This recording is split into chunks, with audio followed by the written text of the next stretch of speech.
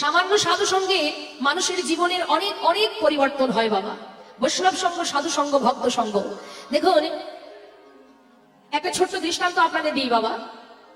এক গোবরে পোকা আর মৌমাছি, আপনারা অনেকেই জানেন গল্পটা, তবু একবার বলি।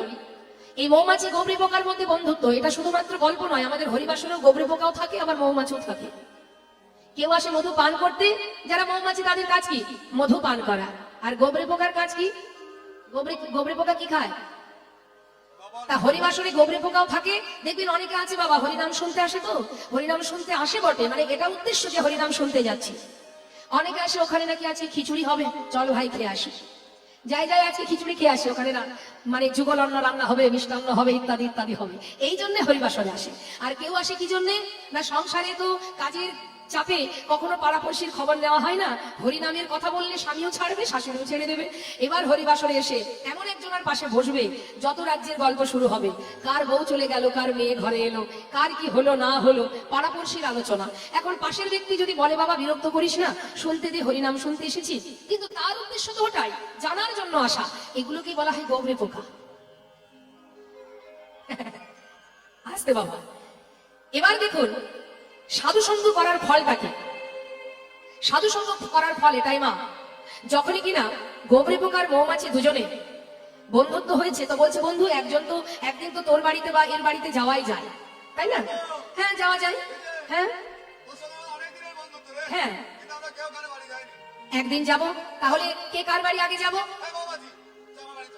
মৌমাছি চিন্তা করছে ওর বাড়িতে যাব, তাহলে তো ওই ওর বাড়িতে যাওয়া মানে গোবর খেতে হবে, তার থেকে ওকে আগে আমার বাড়ি নিয়ে যায়। তা বলছে ঠিক আছে তাহলে তাই চল।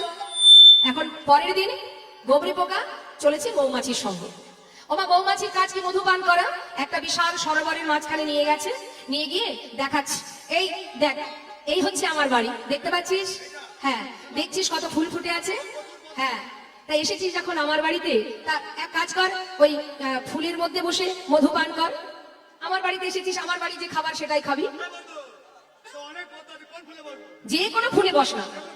ফুলে বসেছে গোবরে পোকা মা, জীবনে তো বাবা মধু পান করেনি, সে বসেছে, আসতে কথা বলবেন না, সে বসেছে মধু পান করতে। এখন যার গোবর খাওয়া অভ্যাস, সে মধুর স্বাদ ভালো লাগবে কার? ভালো লাগবে না। ফুলের মধ্যে বসেছে, আর মৌমাছি বসেছে আর এক ফুলে বাবা। সে মধু পান করতে করতে মাঝে মধ্যে জিজ্ঞাসা করছে, বন্ধু ওমা আসতে কথা বলবেন না, ও বন্ধু মধু পান করছো তো? কেমন লাগছে?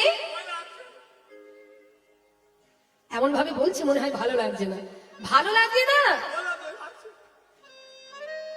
ঠিক আছে পান করো, দেখবে এক সময় খুব ভালো লাগবে। হ্যাঁ নাও নাও পান করো। আবার কিছুক্ষণ পর, বন্ধু এবার ভালো লাগছে তো? তার মানে কি? আচ্ছা কেমন লাগছে? ই আবার কেমন কথা? মধু তো মধুই হবে, এর মধ্যে আবার গোবর এলো কোথা থেকে? আচ্ছা তুমি যখন মধু পান করছিলে, তার আগে সরোবরে নিজের মুখটা ভালো করে ধুয়ে নিয়েছিলে? মুখ ধোনি? তাহলে আর কি করে হবে? আবার কি করেছিলে? হ্যাঁ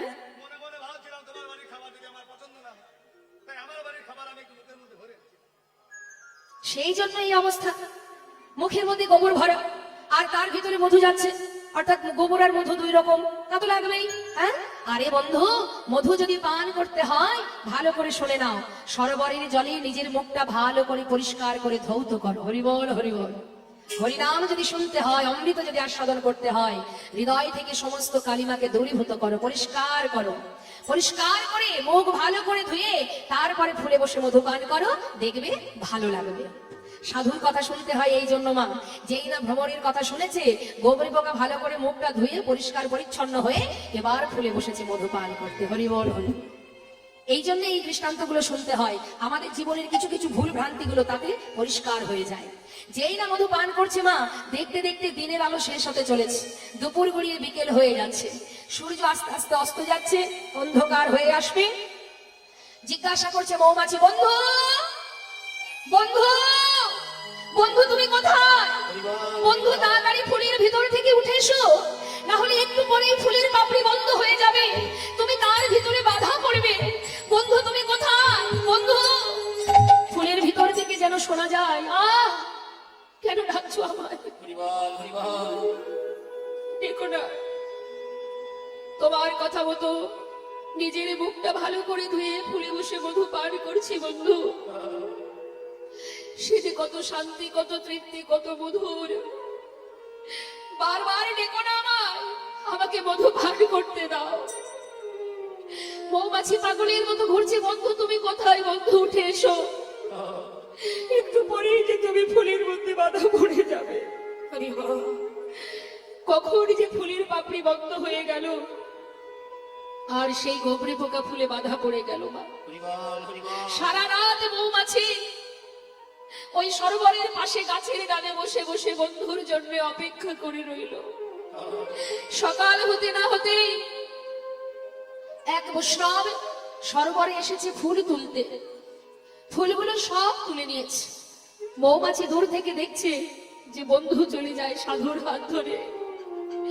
ওই সাধুর পাঁচু পাঁচু মৌমাছি যাচ্ছে। আমি দেখতে চাই বন্ধু কোথায় যায়। সেই সাধু ফুলগুলো নিয়ে ভগবানের চরণে যখন নিবেদন করেছে গোবিন্দাই নমো বলে, মন্দিরের বাইরে গাছের ডালে বসে মৌমাছি কাঁদছে। বন্ধু, এতদিন সরোবরের ফুলের মধু পান করে যে ফুলের স্বাদ, মধুর স্বাদ আমি পাইনি, এমন ভাবে তুমি মধু পান করেছো বন্ধু। তুমি যে আজ গোবিন্দ চরণে ঠাঁই পেলে, সারা রাত চরণ পানে ভগবানের চরণ তলে নয়ন দিয়ে মৌমাছির রাত কেটে গেল। সকাল হতে না হতেই সেই ফুলগুলো তুলে নিয়ে সেই সাধু যখন গঙ্গার জলে ভাসিয়ে দিল, পাছু পাছু সেই মৌমাছি গিয়ে দেখছে যে তার বন্ধু আজ মধু পান করতে করতে ভগবানের চরণে লাভ করলো।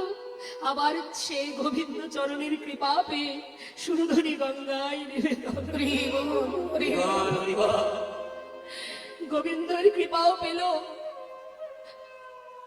তা মাগো, সাধু সঙ্গ, ভক্ত সঙ্গ মহন্তের স্বভাব হয় তারিতে পামর, নিজ কার্য নয় তবু যার বড় ঘর। মহন্তরা সদা সর্বদাই পাষণ্ড জীবকে সঠিক পথে নিয়ে যাওয়ার জন্য তার পাপ রাশিকে দূরীভূত করে হরি নাম কৃষ্ণ নামের বীজ রোপণ করে দেন। এই জন্য বলে, হে জীব, সাধু সঙ্গ করো, বৈষ্ণব সঙ্গ করো, চরণ ধুলি অঙ্গে মাখো, জীবনের লাখো লাখো অপরাধ তোমার দূরীভূত হয়ে যাবে। বৈষ্ণব সঙ্গ, সাধু সঙ্গ করা। মহাজন বললেন, বৈষ্ণবের চরণ রজ অমনির সুখ সম্পদ শুনো ভাই দেখ মনে, আশ্রয় করিয়া ভজে তারে কৃষ্ণ নাহিতে যে আর সব বলে অকারণ। বৈষ্ণবের চরণে জল কৃষ্ণ ভক্তি বল আর নাহি। বৈষ্ণবের চরণে জল কৃষ্ণ ভক্তি বল আর নাহি বলবন্ত। বৈষ্ণবের চরণ রেণু মস্তকের ভূষণ রেণু আর নাহি ভূষণের বন্ত। বৈষ্ণবের কৃপা এই যে বড় মহৎ।